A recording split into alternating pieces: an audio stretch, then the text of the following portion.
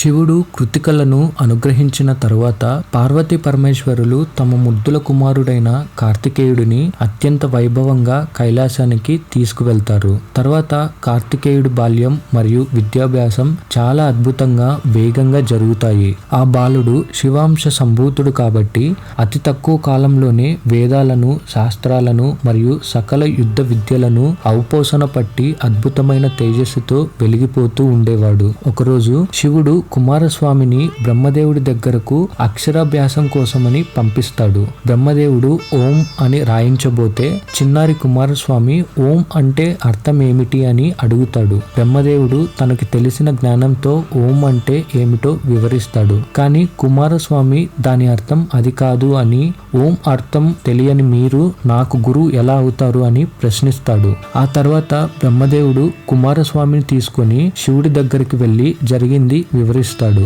అప్పుడు శివుడు సరదాగా, నాయనా కుమారస్వామి, ఓం అనే పదానికి అర్థమేంటో తెలియదని బ్రహ్మదేవుని అన్నావు కదా, మరి దాని అర్థం ఏంటో నీకు తెలిస్తే చెప్పు అని అడుగుతాడు.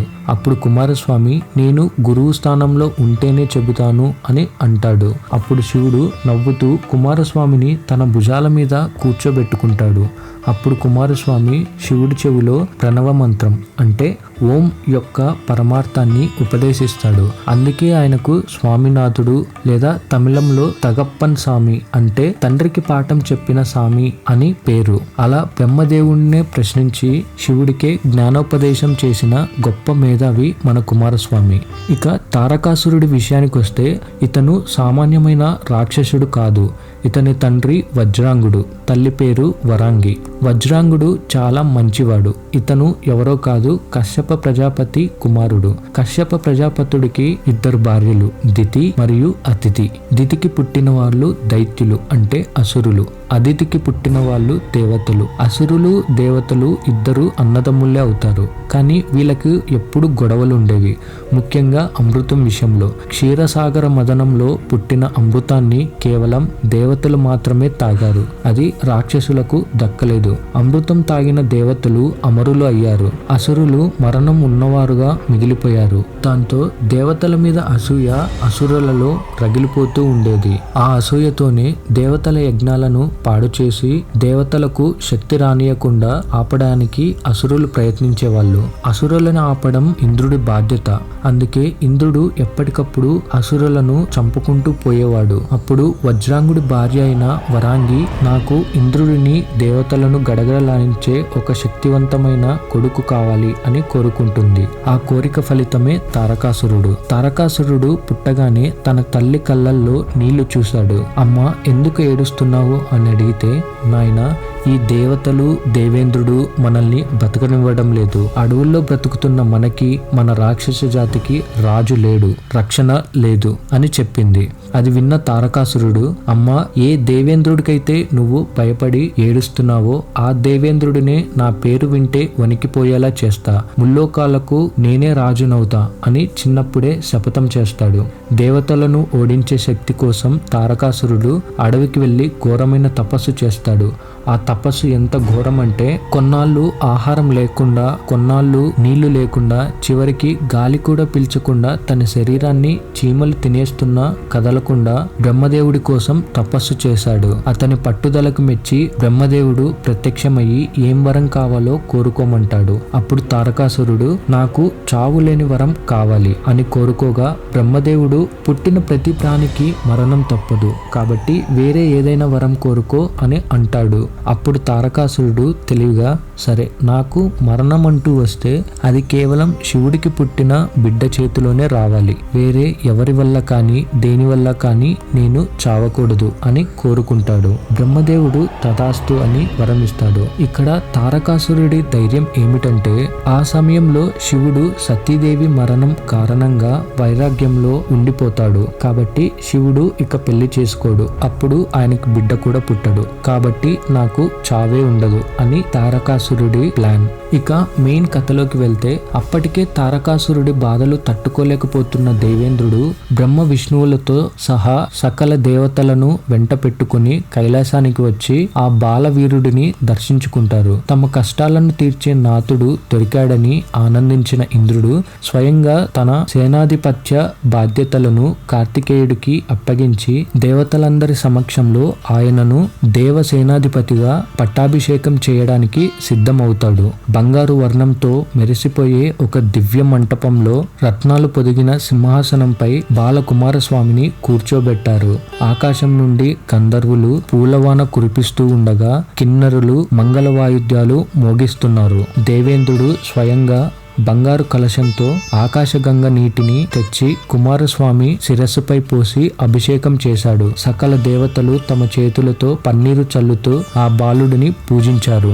దేవతలందరికీ రాజు ఇంద్రుడే. కానీ ఇంద్రుడు తన కిరీటాన్ని తీసి తన అధికార దండాన్ని పక్కన పెట్టి కుమారస్వామి ముందు మోకరిల్లి, కుమారా, ఈ రోజు నుండి నువ్వే మా సేనాధిపతివి. ఈ దేవ సైన్యం నీది, మా ప్రాణాలు కూడా నీవే అని ఆ బాధ్యతను ఆ బాలుడికి అప్పగించాడు.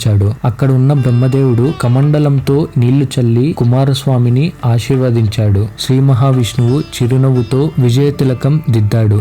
శివపార్వతులు తమ బిడ్డను చూసి గర్వంతో పొంగిపోయారు. ఆ సమయంలో దిక్కులు పిక్కటిల్లేలా దేవతలందరూ జై సైనాధిపతి, జై స్కంద, జై కార్తికేయ అని చేసిన జయ జయ ధ్వనాలతో కైలాసం మొత్తం మారుమోగిపోయింది. కైలాసంలో పట్టాభిషేకం పూర్తి కాగానే దేవసేనాధిపతి అయిన కుమారస్వామి మొట్టమొదటిగా తన తల్లిదండ్రులైన ఆది దంపతులకు పాదాభివందనం చేశాడు. పార్వతీదేవి విజయ తిలకం దిద్ది శత్రువుల గుండెలను చీల్చే అమోఘమైన శక్తి ఆయుధాన్ని ఆయన చేతికి అందించగా ఆ బాలుడు వీరత్వంతో తన వాహనమైన నెమలిని అధిరోహించాడు. ఈ శక్తి ఆయుధాన్నే వేల్ అని కూడా అంటారు. నెమలి విషయానికి వస్తే కొన్ని పురాణాల ప్రకారం గరుత్మంతుడు లేదా దేవతలు ఆ నెమలిని కుమారస్వామికి బహుమతిగా ఇచ్చారు అని చెప్తారు. నెమలి అందంగా ఉంటుంది, కానీ దానికి గర్వం ఎక్కువ.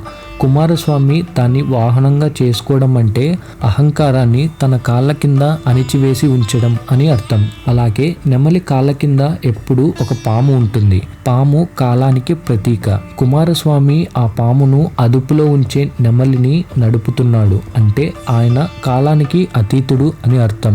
నెమలి నైష్టిక బ్రహ్మచారి. కుమారస్వామి కూడా బ్రహ్మచారి అని కొన్ని సంప్రదాయాల్లో చెప్పబడి ఉంటుంది. అందుకే ఆ పవిత్రతకు గుర్తుగా నెమలిని ఎంచుకున్నాడు. అలా కుమారస్వామి నెమలి వాహనం ఎక్కి ముందు నడుస్తూ ఉండగా వెనక ఇంద్రుడు, ఇతర దిక్పాలకులు, లక్షలాది మంది దేవ సైనికులు భేరీలు, శంఖాలు పూరిస్తూ యుద్ధభూమికి కదిలారు. ఆ శబ్దానికి భూనబోంతరాలు దద్దరిల్లాయి. ఇటు వేగుల ద్వారా దేవతలు యుద్ధానికి వస్తున్నారని వారి సేనాధిపతి ఒక పసిబాలుడని తెలుసుకున్న తారకాసురుడు గట్టిగా నవ్వి తీవ్రమైన అహంకారాన్ని ప్రదర్శించాడు. చిచ్చి, ఇంద్రదేవుడికి ఇంత పిరికితనం ఏంటి? నన్ను ఎదుర్కోలేక ఆఖరికి ఒక చంటి పిల్లాడి వెనక తాక్కుంటున్నాడా? పాలు తాగే వయసులో ఉన్న ఆ బాలుడితో నేను యుద్ధం చేయాలా? నా కాలి గోటితో నలిపేస్తాను అని ఎగతాళి చేస్తూ తన కోటలో ఉన్న రాక్షస వీరులందరినీ సిద్ధం చేసుకొని సముద్ర తీరంలో ఉన్న రణరంగానికి బయలుదేరుతాడు. అలా ఒకవైపు ధర్మానికి ప్రతిరూపమైన బాలుడు, మరోవైపు అహంకారానికి నిలువెత్తు రూపమైన రాక్షసుడు ఇద్దరు యుద్ధభూమిలో ఎదురెదురుగా నిలబడ్డారు. తారకాసురుడు తన రథం మీద నుండి కిందకి చూస్తాడు. నెమలి మీద ఉన్న కుమారస్వామిని చూడగానే అతనికి నవ్వు ఆపుకోవడం కష్టమవుతుంది. తారకాసురుడు గట్టిగా నవ్వుతూ, ఓరి ఇంద్ర, నీకు సిగ్గనేదే లేదారా? నా భయంతో పారిపోయి ఆఖరికి ఈ చంటి పిల్లాడి చాటున తాక్కుంటావా? ఏరా పసిబాలుడా, నీకు ఇంకా పాలవాసన కూడా పోలేదు, అప్పుడే నాతో యుద్ధానికి సిద్ధమయ్యావా? వెళ్ళి మీ అమ్మ దగ్గర పాలు తాగి హాయిగా పడుకో. ఇది యుద్ధభూమి, బొమ్మలతో ఆడుకునే స్థలం కాదు అంటూ వెట్టకారంగా మాట్లాడాడు. రాక్షస సైన్యం మొత్తం తారకాసురుడి మాటలకు గల్లున నవ్వుతుంది. ఇంద్రుడు, దేవతలు కోపంతో అవమానంతో తలదించుకుంటారు. కానీ కుమారస్వామి ముఖంలో చిరునవ్వు చెక్కు చెదరకుండా ఉంటుంది. నెమలి మీద నుండి కొంచెం పైకి లేచి గంభీరమైన స్వరంతో మాట్లాడుతాడు. ఆ గొంతులో పసిపిల్లాడి అమాయకత్వం లేదు, కేవలం పరమశివుడి గాంభీర్యం మాత్రమే ఉంది. తారక, అడవిని కాల్చేయడానికి చిన్న నిప్పురవ్వ చాలు, దానికి పెద్ద ఆకారంతో పని లేదు. నా వయస్సు చూసి మోసపోకు, నేను పుట్టిందే నిన్ను చంపడానికి. శివుడి మౌనాన్ని చేతకానితనంగా భావించి ఇన్ని రోజులు విర్రవీగావు. ఇప్పుడు ఆ శివుడి రౌద్రం నా రూపంలో ఉంది. నీకు ప్రాణాల మీద తీపి ఉంటే ఇప్పుడే మా కాళ్ళ మీద పడి శరణు కోరు, లేదంటే ఈ సముద్రం నీ రక్తంతో ఎర్రబడుతుంది అని కుమారస్వామి అనగానే అది విన్న తారకాసురుడు కోపంతో, పసివాడివైన నీకు ఇంత పొగరా, నీ మాంసాన్ని నా రాక్షసులకు విందు చేస్తా అంటూ తన సైనికుల్ని ఆక్రమించమని ఆజ్ఞ జారీ చేశాడు. అలా రెండు సైన్యాలు ఢీకొంటాయి. తారకాసురుడు గాలిలో ఎగురుతూ ఆకాశం నుండి పెద్ద పెద్ద బండరాళ్లను, మంటలను దేవసైన్యం మీద కురిపించాడు. కుమారస్వామి నెమలి మీద వేగంగా కదులుతూ తన 12 చేతులతో బాణాలు వేస్తూ ఆ రాళ్లను పిండి చేశాడు. ఒక్కసారి కుమారస్వామి బాణం వదిలితే వేల మంది రాక్షసులు గాలిలో ఎగిరిపడ్డారు. అది చూసి తారకాసురుడికి మతిపోతుంది. వీడు సామాన్యమైన బాలుడు కాదు అని అర్థమవుతుంది. కుమారస్వామి ధాటికి తారకాసురుడి సైన్యం అంతా కుప్పకూలిపోతుంది. చివరికి తారకాసురుడు మాత్రమే ఒంటరిగా మిగిలిపోతాడు. అప్పుడు అతను తన అసలైన రాక్షస మాయను బయటపెడతాడు. ఒక భయంకరమైన రాక్షస రూపం ధరించి ఆకాశం అంత ఎత్తుకు పెరుగుతాడు. ఇప్పుడు చూడరా నా ప్రతాపం, నిన్ను నీ నెమలితో సహా నలిపేస్తా అంటూ కుమారస్వామిని చూసి విర్రవేగిపోయి తన చేతిలోని పెద్ద కత్తిని ఎత్తి కుమారస్వామి మీదకి దూకుతాడు. కుమారస్వామి, నీ ఆట ఇక అయిపోయింది తారక, ఇదిగో నా తల్లి ఇచ్చిన శక్తి ఆయుధం, ఇది నీ అధర్మానికి అంతం అని చెప్పి కళ్ళు మూసుకొని ఓం నమ శివాయ అని స్మరిస్తాడు. అప్పుడు కుమారస్వామి చేతిలోని శక్తి ఆయుధం 1000 సూర్యుల కాంతితో మెరుస్తుంది. కుమారస్వామి ఆ ఆయుధాన్ని తారకాసురుడి వైపు విసురుతాడు. ఆ ఆయుధం గాలిని చీల్చుకుంటూ నిప్పులు కక్కుతూ తారకాసురుడి వైపు దూసుకెళ్తుంది. తారకాసురుడు దాన్ని ఆపడానికి తన గదను అడ్డు పెడతాడు. కానీ ఆ శక్తి ఆయుధం గదను కూడా ముక్కలు చేసి నేరుగా తారకాసురుడి గుండెల్లోకి దిగిపోతుంది.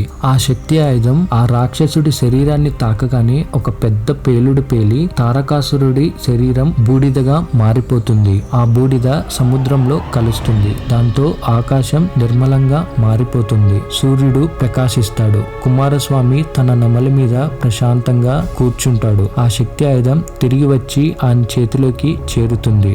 దేవతలందరూ జై స్కంద, జై కార్తికేయ, జై దేవసేనాధిపతి అంటూ కుమారస్వామికి జేజేలు కొట్టారు. ఇంద్రుడు, దేవతలు వచ్చి ఆయన పాదాల మీద పూలు చల్లుతారు. అలా ఒక పసిబాలుడు ముల్లోకాలను గడగడలాడించిన రాక్షసుడిని అంతం చేశాడు. శివుడి తేజస్సు గెలిచింది, ధర్మం నిలబడింది. ఇది కుమారస్వామి జననం వెనుక ఉన్న పరమార్థం.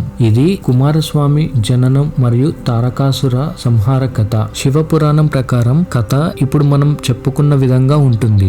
స్కంద పురాణం ప్రకారం తమిళ వర్షన్ లో తారకాసురుడి తమ్ముడు సూరపద్ముడితో యుద్ధం, నెమలి పుట్టుక ఇంకా వివరంగా ఉంటాయి. అయితే కథ ఇంతటితో అయిపోలేదు. తారకాసురుడు అయితే చనిపోయాడు, కానీ తన తండ్రిని చంపినందుకు దేవతల మీద పగ తీర్చుకోవాలి అని తారకాసురుడి 3 కొడుకులు నిర్ణయించుకుంటారు. ఆ 3 కథనే పురాణాల్లో త్రిపురాసుర సంహారంగా చెప్పబడింది. ఈ కథ గురించి నెక్స్ట్ ఎపిసోడ్లో తెలుసుకుందాం. ఈ స్టోరీ మీకు నచ్చితే లైక్ చేసి స్టోరీ వాళ్ళ ఛానల్ని సబ్స్క్రైబ్ చేసుకోండి. పురాణాలంటే ఇష్టమైన వాళ్ళకి ఈ వీడియోలని షేర్ చేయండి. అలాగే మీరు ఏదైనా ఒక టాపిక్ గురించి తెలుసుకోవాలి అనుకుంటే కమెంట్ బాక్స్లో కమెంట్ చేయండి. తప్పకుండా మీకోసం వీడియోస్ చేస్తాం. నెక్స్ట్ వీడియోలో మళ్ళీ కలుసుకుందాం. అంతవరకు సెలవు. Bye bye.